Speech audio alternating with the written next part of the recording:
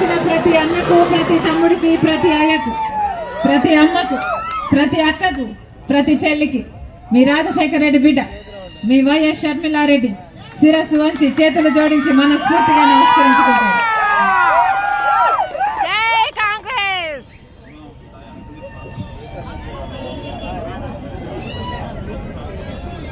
అమ్మా నమస్తే, అమ్మా నమస్తే.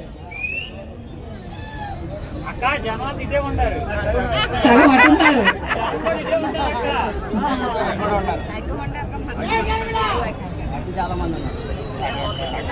ఎన్నికలు వచ్చేసాయన్నా? అవునా?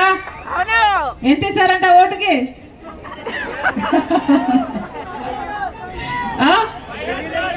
5.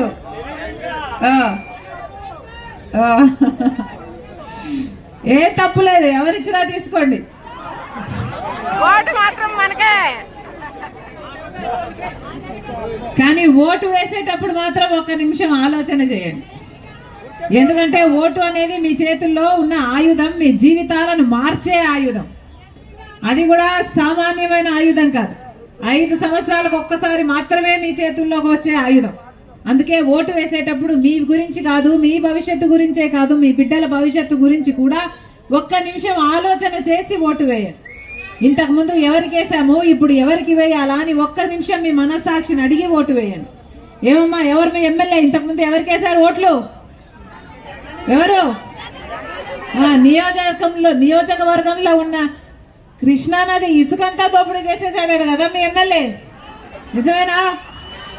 ఏమన్నా నిజమేనా? ఫేక్ డాక్యుమెంట్లు సహా సృష్టిస్తాడట, కబ్జాలు చేసేస్తాడట.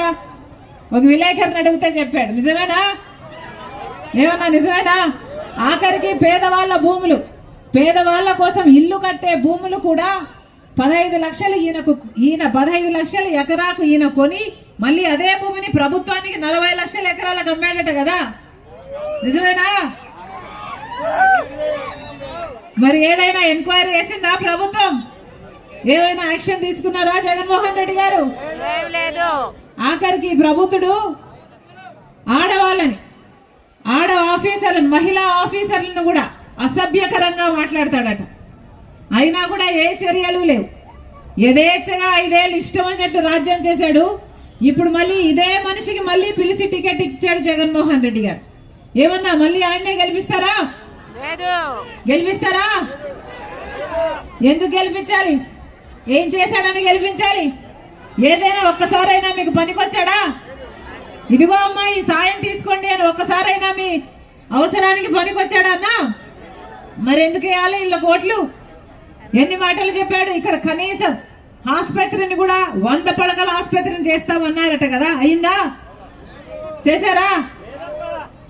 పాముల లంక వంతెన మీరు చేశారా?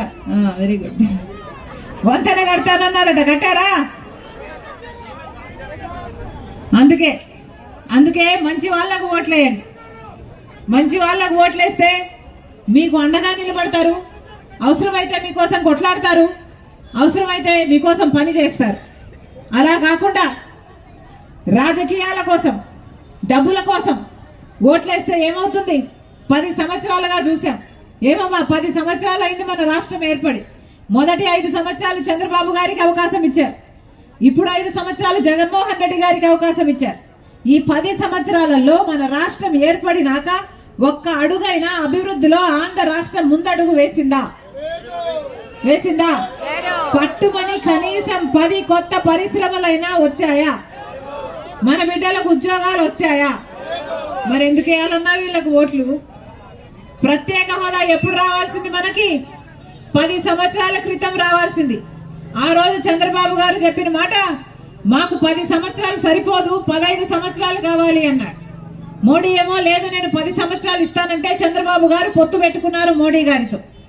ఆఖరికి వాళ్ళ ప్రభుత్వంలో మంత్రి పదవులు కూడా తీసుకున్నాడు చంద్రబాబు గారు.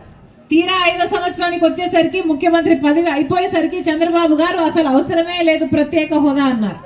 అప్పటికి చంద్రబాబు గారు, అప్పటికి ప్రతిపక్ష నాయకుడు జగన్మోహన్ రెడ్డి గారు, ఆ రోజు జగన్మోహన్ రెడ్డి గారు చెప్పిన మాట, నాకు ఓట్లేయండి, నేను బీజేపీ పార్టీ మెడలు వంచైనా సరే ప్రత్యేక హోదా తీసుకొస్తాను అన్నాడు. ఆ రోజు జగన్మోహన్ రెడ్డి గారు చెప్పిన మాట, మూకుమ్మడి రాజీనామాలు ఉద్యమాలు చేద్దాం రండి అని తెలుగుదేశం వాళ్ళను కూడా ఛాలెంజ్ చేశారు. ఎందుకు ప్రత్యేక హోదా రాదో చూద్దాము అన్నారు. తీరా నమ్మి జగన్మోహన్ రెడ్డి గారికి ఓట్లేస్తే 5 సంవత్సరాలైంది. ఈ రోజుకి కనీసం ఒక్క నిజమైన ఉద్యమమైనా చేశాడా జగన్మోహన్ రెడ్డి గారి 5 సంవత్సరాలలో? ఒక్కసారైనా కొట్లాడుంటే మనకు ప్రత్యేక హోదా వచ్చిండు. 10 సంవత్సరాలు అయింది. 10 సంవత్సరాల క్రితం రావాల్సిన ప్రత్యేక హోదా ఈ రోజు వరకు రాలేదు. మరి వీళ్ళకి ఎందుకు ఓట్లేయాలి? వీళ్ళని ఎందుకు నమ్మాలి? వీళ్ళ స్వప్రయోజనాల కోసం మోడీకి గులాంగిరి చేస్తున్నారు. ఏ మోడీకి? మన రాష్ట్రానికి ఒక్క మేలు కూడా చేయని మోడీకి. మనకు ప్రత్యేక హోదా ఇవ్వడు మోడీ.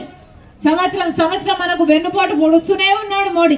మనకు పోలవరం ప్రాజెక్టు డబ్బులు ఇవ్వడు మోడీ. మనకు కనీసం ఒక రాజధానికి కూడా డబ్బులు ఇవ్వరు. అయినా కూడా అదే బీజేపీ పార్టీ కొంగు పట్టుకొని డాన్సులు చేస్తున్నాడు. ఒక పక్క చంద్రబాబు గారు, ఇంకో పక్క జగన్మోహన్ రెడ్డి గారు. ఇద్దరికి మోడీ కావాలట. చంద్రబాబు గారికి మోడీ కావాలట, జగన్మోహన్ రెడ్డి గారికి మోడీ కావాలా? ఎందుకంటే మోడీ గారు ప్రధానమంత్రి అధికారంలో ఉన్నారు కాబట్టి. మన రాష్ట్రంలో ఇక్కడ ఒక ట్రయాంగిల్ లవ్ స్టోరీ నడుస్తుంది. వాస్తవం కదా? ఇద్దరికి మోడీ కావాలట. కానీ ప్రజల సంక్షేమం ఏమిటి, ప్రజలకు కావాల్సింది ఏమిటి అన్నది మటుకు అందరూ వదిలేశారు. ప్రజా ప్రయోజనాలను తాకట్టు పెట్టారు. స్వప్రయోజనాల కోసం మాత్రమే ఈరోజు పనులు చేసుకుంటున్నారు. స్వప్రయోజనాల కోసం మాత్రమే ఈరోజు